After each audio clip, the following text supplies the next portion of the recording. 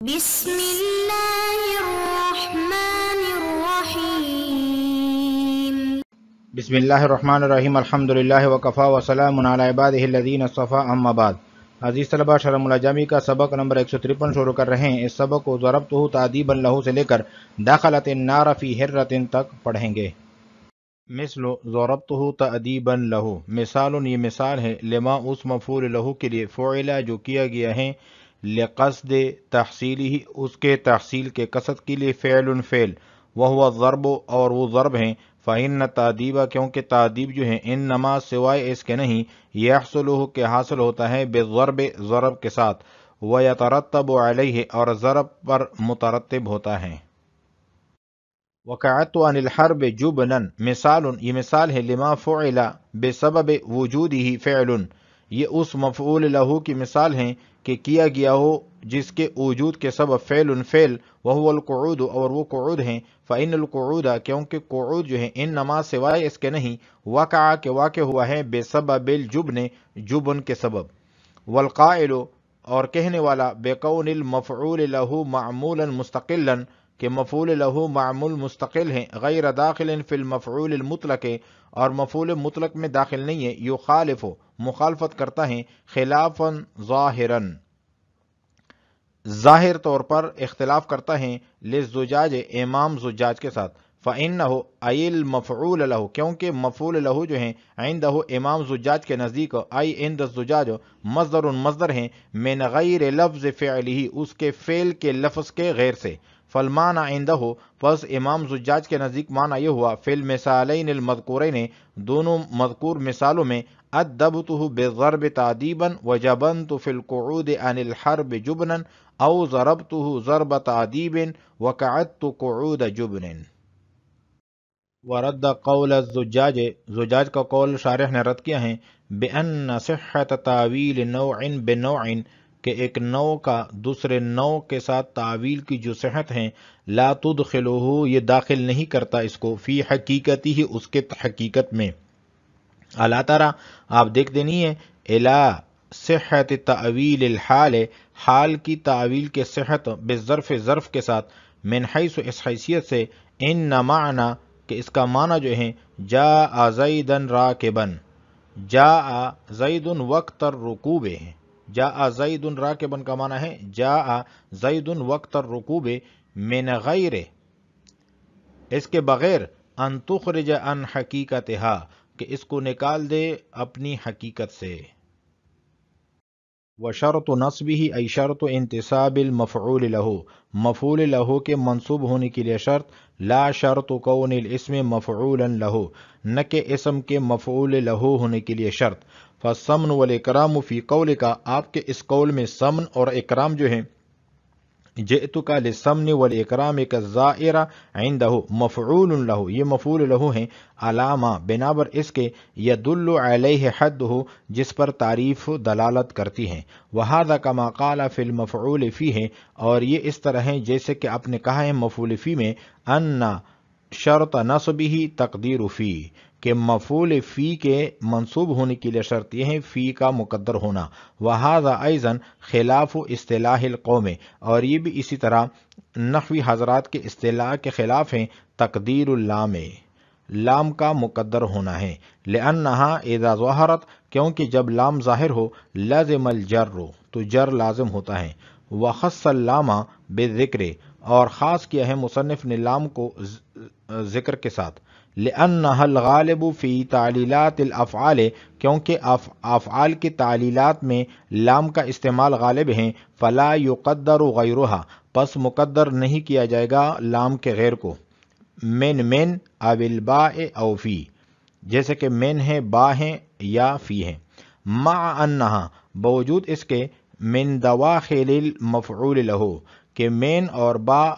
اور فی جو ہیں یہ مفعول لہ پر داخل ہوتے ہیں، قولہ تعالی خاشعا متصدعا من خشیۃ اللہ، وقولہ تعالی فبظلم من الذین ہادوا حرمنا، وقولہ صلی اللہ علیہ وسلم ان امرأة دخلت النار فی حرۃ ای لأجلہا۔ مثل ضربتہ تعدیبا لہ مثال لما فعل لقصد تحصیلہ فعل، ضربتہ تعدیباً اس مفعول لہو کی مثال ہے جس کے حاصل کرنے کے قصد سے فعل مذکور کیا گیا ہو اور وہ یہاں ضرب ہے، اس لیے کہ تعدیب ضرب ہی سے حاصل ہوتی ہے اور اس پر مرتب ہوتی ہے۔ ایسا نہیں ہے کہ تعدیب پہلے ہو اور ضرب بعد میں ہے۔ اگر تعدیب پہلے سے حاصل ہو تو ضرب کی ضرورت نہیں ہوگی، لہذا یہ پہلی قسم کی مثال ہے۔ مثل ضربتہ تعدیبا لہو، یہ مثال ہے لما اس مفعول لہو کی فعلا کہ گیا ہو لقصد تحصیلی اس کے تحصیل کے قصد کے لیے فعل وہو ضرب اور وہ ضرب ہیں، فإن تعدیب کیونکہ تعدیب جو ہے انما سوائے اس کے نہیں یحصل کے حاصل ہوتا ہے بضرب ضرب کے ساتھ، ویترتب علیہ اور مترتب ہوتا ہے علیہ ضرب پر۔ وقعدت عن الحرب جبنا، یہ مثال اس مفعول لہو کی ہے جس کے موجود ہونے کی وجہ سے فعل مذکور کیا گیا ہو، جیسے اس مثال میں فعل قعود عن الحرب ہیں جو جبن کی وجہ سے کیا گیا ہے۔ مثال لما فعل بسبب وجودہ فعل، یہ مثال ہے اس مفعول لہو کی کہ جو کیا گیا ہو جس کے وجود کے سبب فعل وہو القعود اور وہ قعود ہے۔ فإن القعود کیونکہ قعود جو ہے انما وقع بسبب الجبن، یہ واقع ہے جبن کے سبب۔ والقائل بكون المفعول له معمولا مستقلا غیر داخل في المفعول المطلق، یہاں سے شارح اگلے متن خلافا للزجاج کی ترکیب بتلا رہے ہیں کہ متن میں خلافا جو لفظ ہیں یہ مفعول مطلق بن رہا ہے فعل مقدر یخالف کا، اور یخالف جملہ بن کر خبر ہیں اور خبر کے لیے مبتدا کا ہونا ضروری ہے، اس لیے یہاں سے اس کا مبتدا بیان کیا ہے، اور وہ مبتدا یہ ہے والقائل بکون المفعول له، یہ اس کا مبتدا ہے، اور اس کا مطلب یہ ہے کہ وہ لوگ جو مفعول له کو ایک مستقل معمول مانتے ہیں وہ زجاج کے قول کی مخالفت کرتے ہیں۔ دراصل یہاں پر ایک اختلاف ہے اور وہ اختلاف مفعول له کی حقیقت کے بارے میں ہے کہ آیا مفعول له مفاعیل خمسہ میں سے مستقل چوتھا مفعول ہیں یا کہ نہیں۔ جمہور کی رائے یہ ہے کہ مستقل چوتھا یہ مفعول ہے مفعول له، جبکہ زجاج کا جمہور سے اختلاف ہیں، وہ کہتے ہیں کہ مفعول له کوئی مستقل معمول نہیں بلکہ در حقیقت مفعول مطلق ہی کی ایک قسم ہے، اور اس کی وضاحت آگے آ رہی ہے۔ والقائل بکون المفعول له معمولا مستقلا، اور کہنے والا اس بات کا کہ مفعول له معمول مستقل ہے غیر داخل فی المفعول المطلق، مفعول مطلق میں داخل نہیں ہے، یخالف مخالفت کرتا ہے خلافا ظاہرا، یہ جو ظاہرا مقدر عبارت نکالی ہے علامہ جامی نے، علامہ جامی رحمہ اللہ اس کے ذریعے سے یہ بتلا رہے ہیں کہ خلافا مفعول مطلق نوع کے لیے ہیں، اس لیے کہ خلاف کی دو قسمیں ہیں، نمبر ایک ظاہر، نمبر دو خفی، اور یہاں پر خلاف نوع اول سے ہیں، خلافا ظاہرا للزجاج، فإنه أي المفعول له عنده أي عند الزجاج، زجاج کہتے ہیں کہ مفعول له یہ مفاعل کی کوئی الگ قسم نہیں ہے بلکہ یہ تعویلاً مفعول مطلق ہی ہے، اور وہ اس طرح کہ یہ مصدر من غیر لفظی ہی ہے۔ ان کے نزدیک مفعول له میں یا تو مفعول له کے ہم معنی فعل مقدر مانیں گے یا فعل مذکور کے ہم معنی مصدر مقدر مانیں گے۔ پہلی قسم کی مثال یوں بنے گی ضربتہ وادبتہ تأدیبا، یہاں مفعول له تأدیبا کے ہم معنی فعل ادبتہ کو مقدر مانا گیا ہے، اور دوسری قسم کی مثال یوں بنے گی ضربتہ ضرب تأدیب، یہاں فعل مذکور ضربتہ کے معنی مصدر ضرب کو مقدر مانا گیا ہے، اور اس کی تفصیل یہ ہے کہ زجاج کے ہاں ضربتہ تأدیبا اور ضربتہ وادبتہ تأدیبا اور قعدت عن الحرب جبنا کی اصل جو ہے قعدت عن الحرب وجبنت فی القعود عن الحرب جبنا ہے۔ یہ مفعول مطلق کی پہلی صورت ہے جس میں مصدر کی رعایت کی گئی ہے، مفعول مطلق کی دوسری صورت یہ ہیں جس میں فعل کی رعایت کی جاتی ہے۔ اس دوسری صورت میں زجاج فعل معلل بھی مذکور کا مصدر نکالتے ہیں اور جو پہلے سے مصدر ہیں اس کو اس کا مضاف الیہ بنا دیتے ہیں۔ اس صورت میں ضربتہ تعدیباً، ضربتہ ضرب تعدیباً، اور قعدت عن الحرب جبرن یہ بن جائے گا قعدت عن الحرب قعود جبن۔ فإنه أي المفعول له، امام زجاج کے نزدیک مفعول له جو ہیں مصدر ہیں من غیر لفظ فعلہ، اس یعنی فعل مذکور کے لفظ کے غیر سے۔ فالمعنی عنده فی المثالین المذکورین، تو امام زجاج کے نزدیک دونوں مذکورہ مثالوں کا معنی یہ ہو جائے گا ادبتہ بالضرب تأدیبا وجبنت فی القعود عن الحرب جبنا او ضربتہ ضرب تأدیب۔ تو یہاں پر جو ضربتہ فعل ہے اس کا مصدر جو ہے آگے تأدیب کی طرف مضاف کیا ہے، وقعدت قعود جبن، یہاں پر قعدت کا مصدر جو ہے وہ جبن کی طرف مضاف کیا گیا ہے۔ ورد قول الزجاج بأن صحة تعویل نوع بنوع لا تدخله في حقیقته،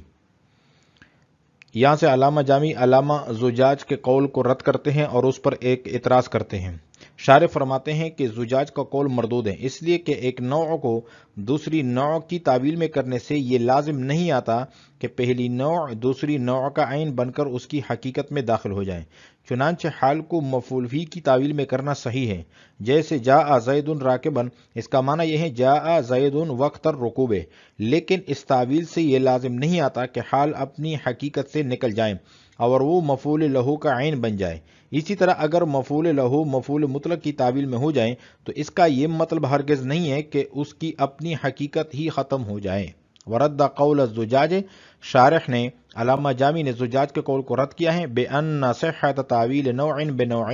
کہ ایک نوع کا دوسری نوع کے ساتھ تعویل کی جو صحت ہے لا تدخلہ فی حقیقتہ، داخل نہیں کرتا ایک نوع کو دوسری نوع کی حقیقت میں۔ الا تری الی صحت تعویل الحال بالظرف، آپ دیکھتے نہیں ہیں حال کی تعویل کی صحت ظرف کے ساتھ، من حیث اس حیثیت سے ان معنی جاء زید راکبا، کہ جاء زید راکبا کا معنی بنتا ہے جاء زید وقت الرکوب من غیر ان تخرج عن حقیقتها، اس کے علاوہ کہ اس کو نکال دے اس کی حقیقت سے، یہ بات نہیں ہے، بغیر اس کے کہ اس کو نکال دے اپنی حقیقت سے۔ وشرط نصبه ای شرط انتصاب المفعول له لا شرط کون الاسم مفعولا له، یہاں پر بھی مفعول فی کی طرح جمہور اور مصنف کا اختلاف ہے۔ مفعول فی میں تقدیر فی اور ذکر فی کا اختلاف تھا اور یہاں تقدیر لام اور ذکر لام کا اختلاف ہے۔ جمہور کہتے ہیں کہ مفعول لہ ہونے کے لیے ضروری ہے کہ لام مقدر ہو، اگر لام لفظوں میں مذکور ہو تو پھر یہ مفعول لہ نہیں بنے گا، کیونکہ مفعول لہ منصوب ہوتا ہے اور یہ لام کی وجہ سے مجرور ہوگا۔ اور علامہ ابن حاجب فرماتے ہیں اور علامہ ابن حاجب کا وہی مذہب ہے جو مفعول فی میں ان کا تھا کہ لام کا مقدر ہونا نفس مفعول لہ کے لیے شرط نہیں ہے بلکہ مفعول لہ کے منصوب ہونے کے لیے شرط ہیں، جیسے کہ جئتک للثمن کہ میں تیرے پاس گھی کے لیے آیا، جئتک لاکرامک کہ تیرے پاس اکرام کے لیے آیا، جیسی مثالوں میں لام لفظوں میں ہے لیکن پھر بھی سمن اور اکرام کا دونوں مفعول لہ واقع ہو رہے ہیں، لہذا لام کا مقدر ہونا مفعول لہ کی شرط نہیں ہوگی بلکہ اس کے منصوب ہونے کی شرط ہوگی۔ وشرط نصبه ای شرط انتصاب المفعول لہ، کہ مفعول لہ کے منصوب ہونے کے لیے شرط، لا شرط کون الاسم مفعولا لہ، نہ کہ اسم کے مفعول لہ ہونے کے لیے شرط۔ فالثمن والاکرام فی قولک جئتک للثمن والاکرامک زائر عندہ، اس قول میں ثمن اور اکرام جو ہیں مفعول لہ، یہ مفعول لہ ہیں، علامہ بنا بر اس کے یدل علیہ حدہ، جس پر تعریف و دلالت کرتی ہے۔ وہذا کما قال فی المفعول فیہ، اور یہ اس طرح ہے جیسے کہ مصنف نے کہا تھا مفعول فی میں ان شرط نصبہ تقدیر فی، کہ مفعول فی کے منصوب ہونے کے لیے شرط یہ ہے کہ فی مقدر ہو۔ وہذا ایضا خلاف اصطلاح القوم، اور یہ بھی اسی طرح نحوی حضرات کے اصطلاح کے خلاف ہیں تقدیر اللام، یعنی جمہور نحوی حضرات کے اصطلاح کے خلاف ہیں۔ تقدیر اللام لام کا مقدر ہونا ہے، منصوب ہونے کے لیے شرط یہ ہے مفعول لہ کے کہ لام مقدر ہو، لأنہا اذا ظہرت کیونکہ جب لام ظاہر ہوگا لازم الجر تو جر لازم ہوگا، اس کی وجہ سے جر آئے گا۔ وخص اللام بذکر لأنها الغالب فی تعلیلات الافعال، اس عبارت کا مطلب یہ ہے کہ وہ حروف جو افعال میں بطور تعلیلات کے مستعمل ہوتے ہیں وہ چار ہیں۔ نمبر 1 لام، جیسے جئتک للسمن وجئتک لاکرامک۔ نمبر 2 من، جیسے لو انزلنا هذا القرآن على جبل لرأيته خاشعا متصدعا من خشیۃ اللہ، کہ اگر ہم اس قرآن پاک کو پہاڑ پر نازل کرتے تو تم دیکھتے کہ اس کو کہ اللہ کے خوف کی وجہ سے یہ ریزہ ریزہ ہو جاتا۔ تو من خشیۃ اللہ میں من تعلیلیہ ہے۔ نمبر 3 با کی مثال فَبِظُلْمٍ مِّنَ الَّذِينَ هَادُوا حَرَّمْنَا عَلَيْهِمْ طَيِّبَاتٍ، کہ ہم نے جو طیبات یہودوں پر حرام کی ہیں وہ ان کے ظلم کی وجہ سے ہیں، تو ظلم پر با داخل ہے، تو با تعلیلیہ ہے۔ نمبر 4 فی کی مثال کہ ان امرأۃ دخلت النار فی ہرۃ، کہ ایک عورت ایک بلی کی وجہ سے جہنم میں داخل ہوگی، تو فی داخل ہیں خرتن پر، تو یہ فی تعلیلیہ ہے کہ بلی کی وجہ سے۔ اب تعلیلات افعال کے حوالے سے 4 حروف سامنے آ گئے ہیں، لام، مین، با اور فی۔ ان میں سے اکثر اور اغلب جو ہیں وہ لام ہیں۔ اگر ان میں سے کسی کو مقدر ماننا پڑے گا تو اکثر اور اغلب ہونے کی وجہ سے لام کو مانیں گے۔ باقی 3 حروف چونکہ اکثر اور اغلب نہیں ہیں، یعنی تعلیل افعال میں ان کا استعمال زیادہ نہیں ہے بلکہ کم ہے، لہذا ان 3 حروف کو تعلیلات افعال کے لیے ذکر ہی کرنا پڑے گا، انہیں مقدر نہیں ماننا پڑے گا، کیونکہ تقدیر میں یعنی مقدر ماننے میں اکثر اور اغلب کا اعتبار ہوتا ہے کہ اغلب اکثر ہی کو مقدر مانا جاتا ہے، دوسرے کو مقدر نہیں مانا جاتا۔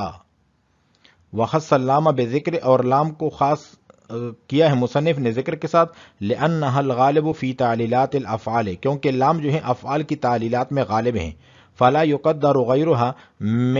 من او الباء او فی، پس نہیں مقدر کیا جائے گا لام کے غیر کو، یعنی مین، با اور فی کو، مع انها من دواخل المفعول له، باوجود اس کے کہ یہ مفعول له پر داخل ہوتے ہیں، کا قولہ تعالی، جیسے کہ اللہ تعالیٰ کا ارشاد ہے، خاشعا متصدعا من خشیۃ اللہ، تو یہاں پر من تعلیلیہ ہے۔ وقولہ تعالی فبظلم من الذین هادوا حرمنا، یہاں پر با جو ہے تعلیلیہ ہے۔ وقولہ صلی اللہ علیہ وسلم ان امرأۃ دخلت النار فی ہرۃ، یہاں پر فی جو ہیں یہ تعلیلیہ ہیں، ای لاجلھا، کہ بلی کی وجہ سے